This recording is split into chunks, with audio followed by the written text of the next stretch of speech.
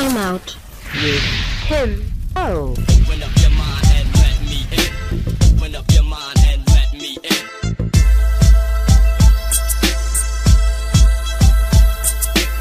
Open up your mind and let me in. Hello, welcome to Time Out with Timo. I'm your host, Tim Owens. As always, very grateful and happy to be here today. This is the third video, 3 of 3.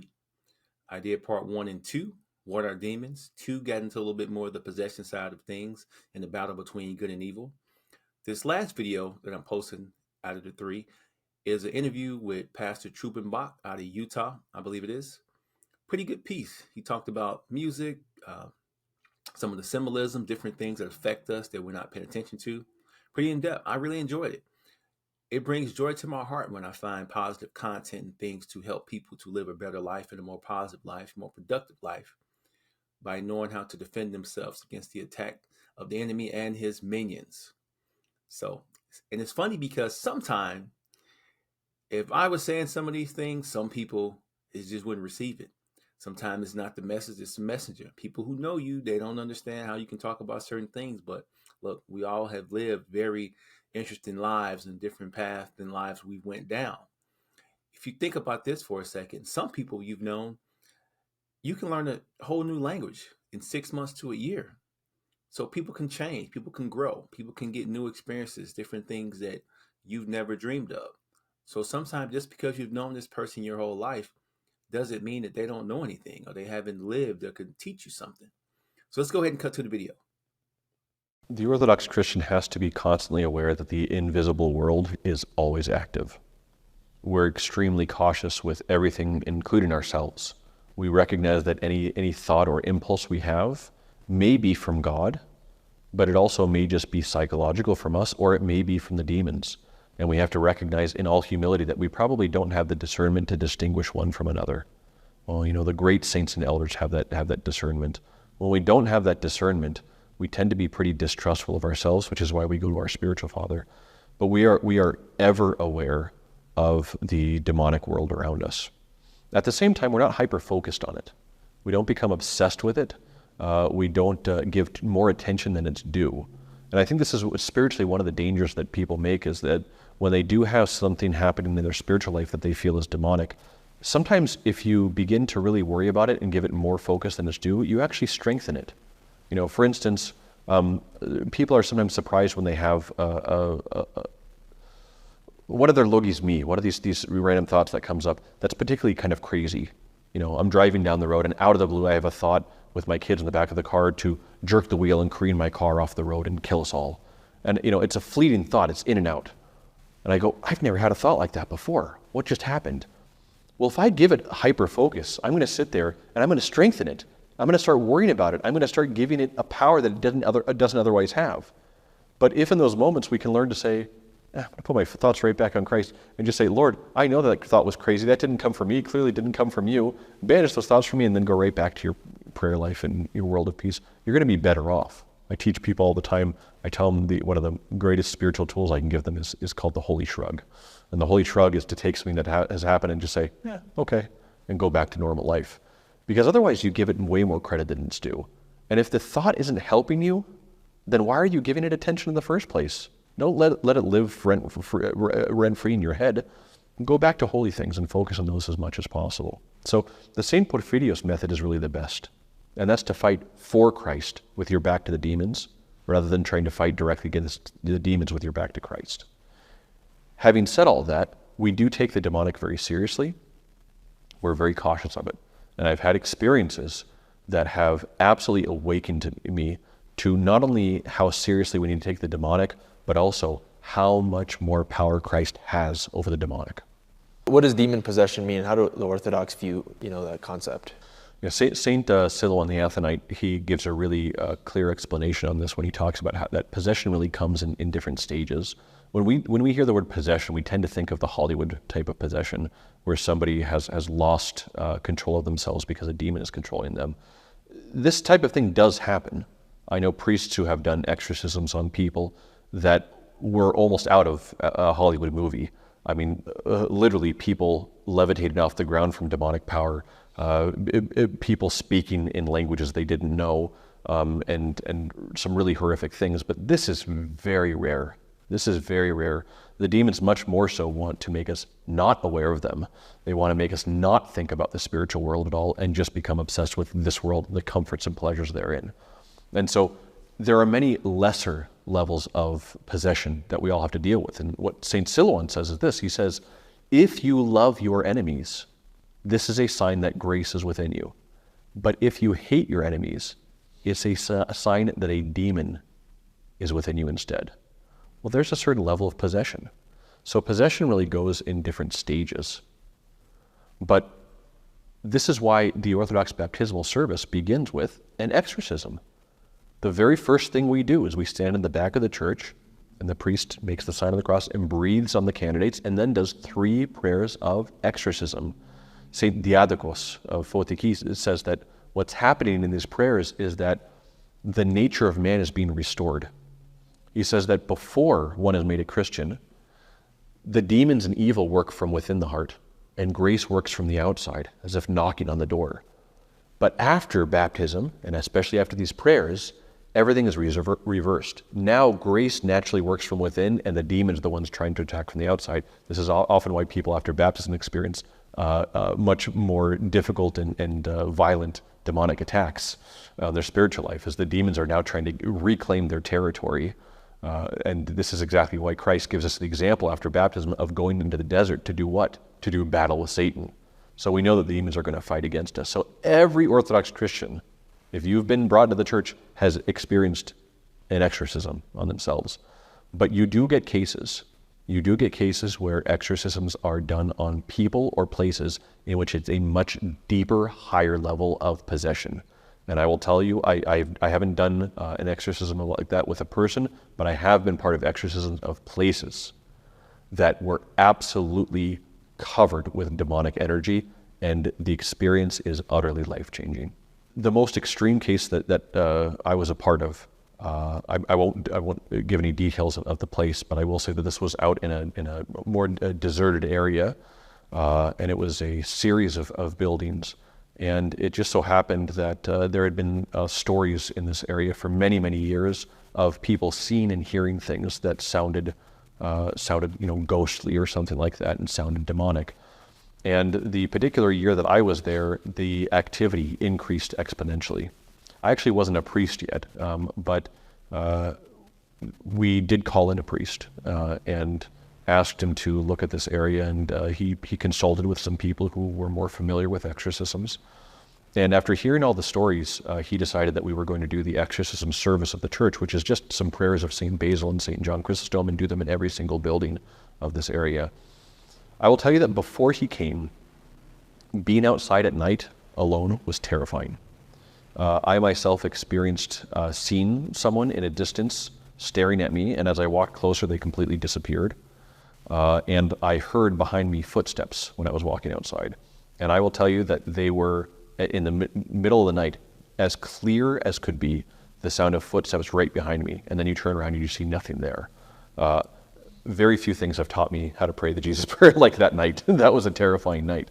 And everyone who was there was experiencing things like this, hearing voices and other such things.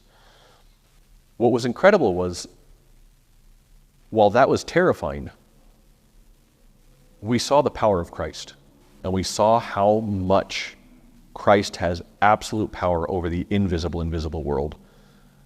What happened was we did the exorcism prayers for hours. It took hours to go from building to building and do them in every single one. But the next day we had an interesting situation. The night after these exorcism services, some of us were out at night, and we noticed there was a palpable difference. And some people may think this was simply psychological, but I'll tell you it wasn't.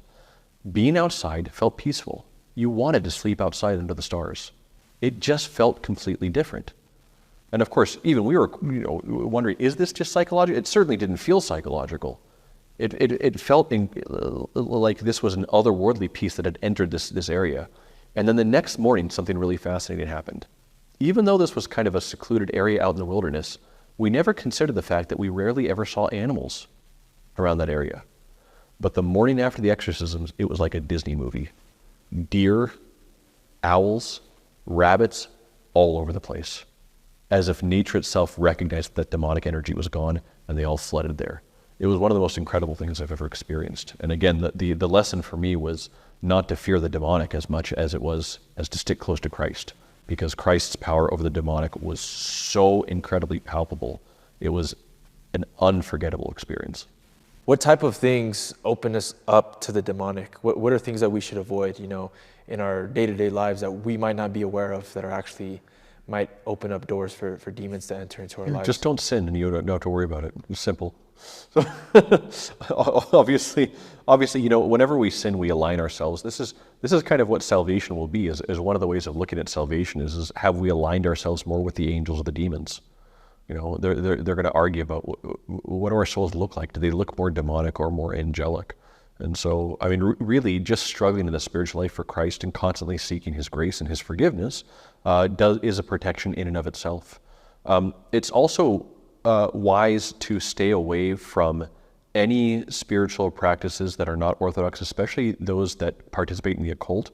Some people make light of these things and they don't actually think they're participating in them, the Ouija board and things like that. But even in other areas, becoming obsessed with horror movies and those types of things.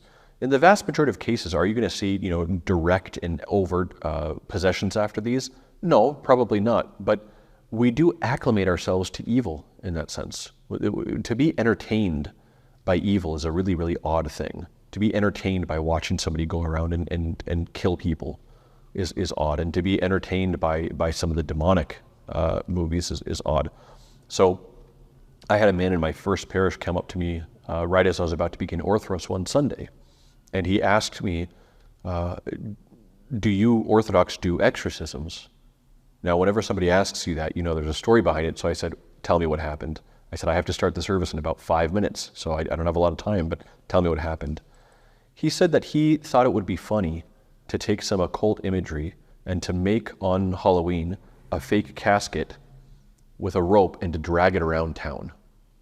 And just to kind of mock some of the Christian beliefs about death and the demonic and things like that. And he said ever since he had done that, he had felt a presence behind him. And that he was waking up in the middle of the night with scratches on his body, hearing growling. And at one point he woke up and he saw a dark figure above him with this hot breath right on his face.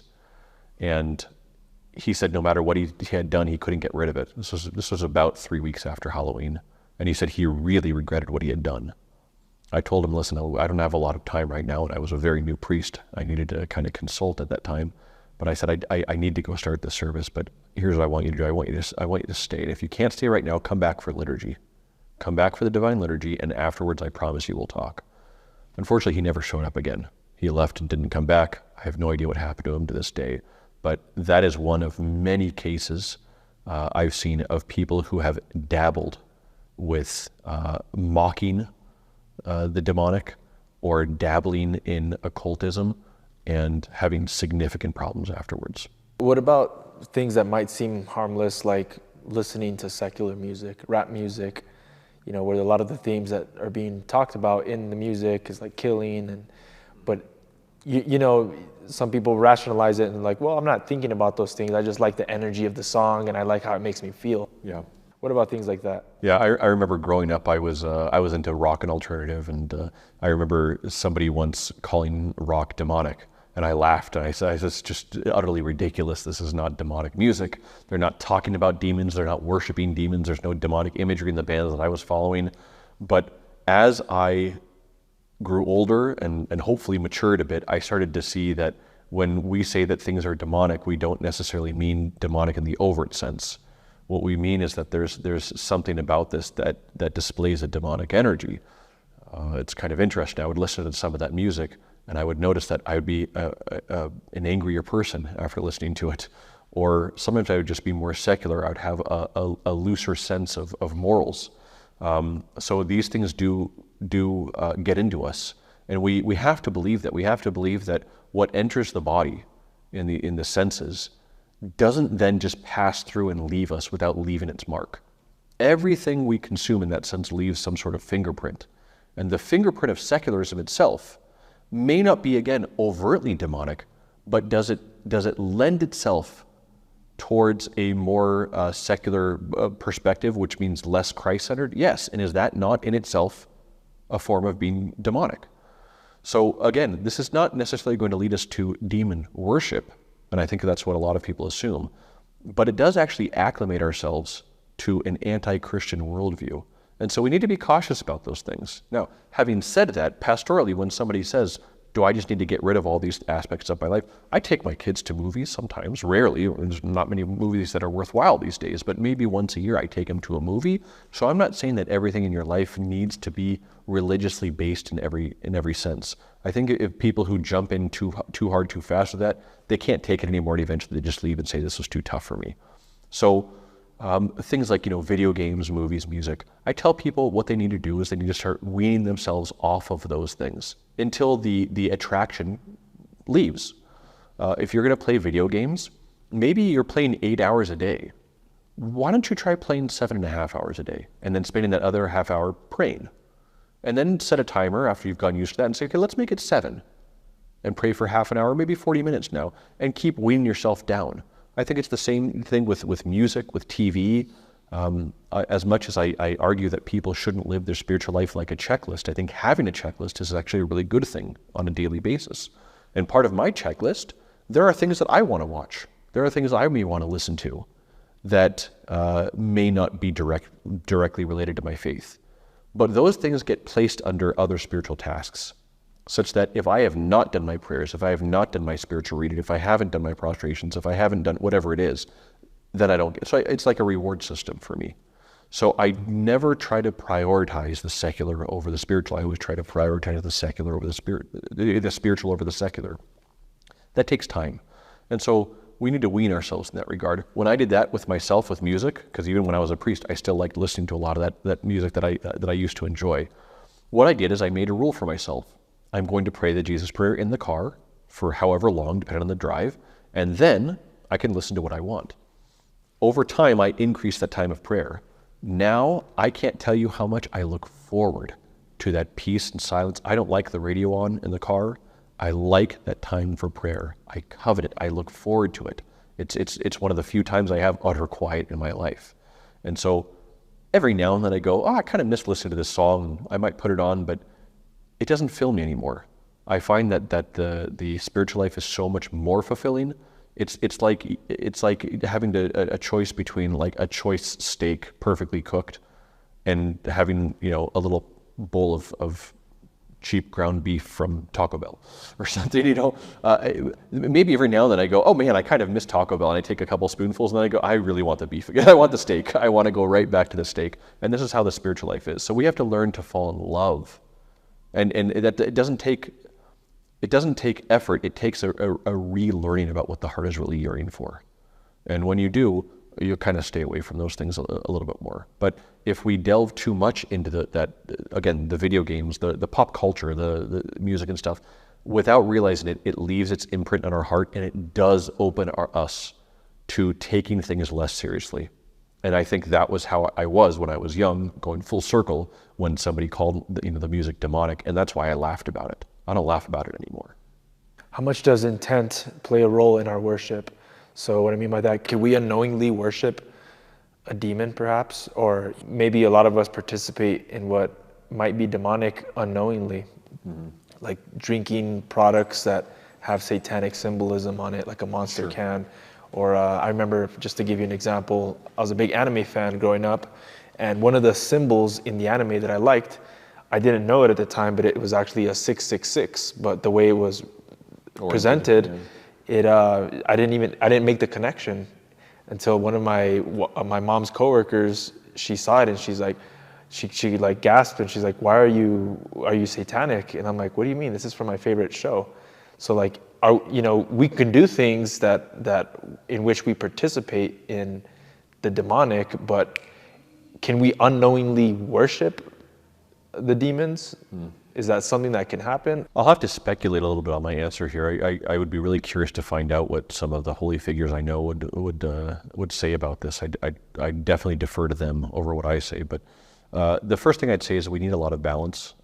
We don't want to become too fundamentalist with this, so that we see the demonic everywhere and we get hyped up on it. We get overexcited about it. We need to be sober-minded about this. We need to be even-handed in things, and we need to make sure that whatever we're doing with a lot of discernment.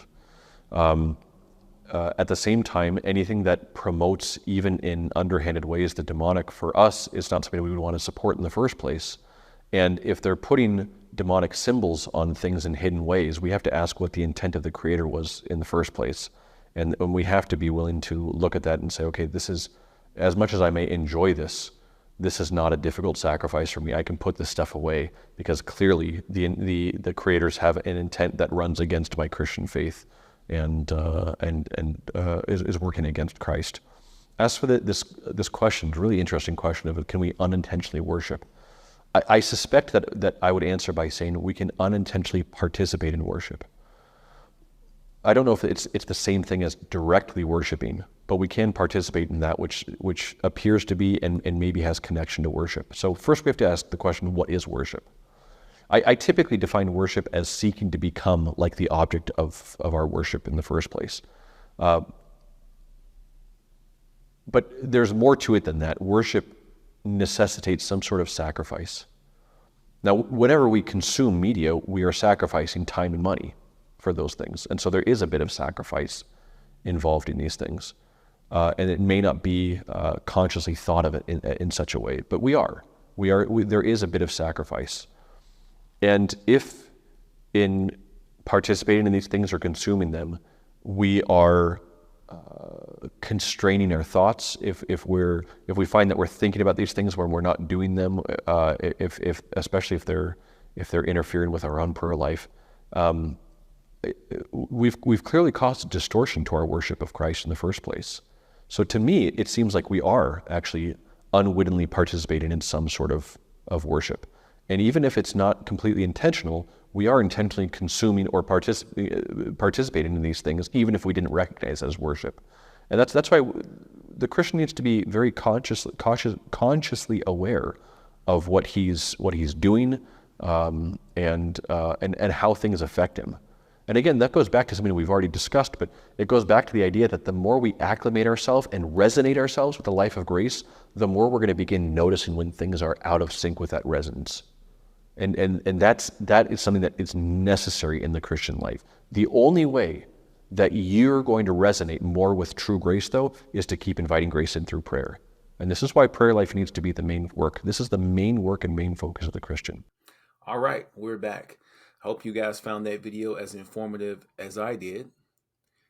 Thank you all who took the time to watch the entire video. I know it was a little bit long, but hey, to me, it was worth every minute of it. As always, if you have not subscribed to my channel, please do so. Share the video if you enjoyed it. As I always say, happy people do not cause problems. Peace. If everybody winning, who's losing? Man, who's losing? I'm trying to make it make sense. It's like it's so confusing. I see the pain in your eyes from all the lonely nights. I swear I know how I feel. It just don't feel right.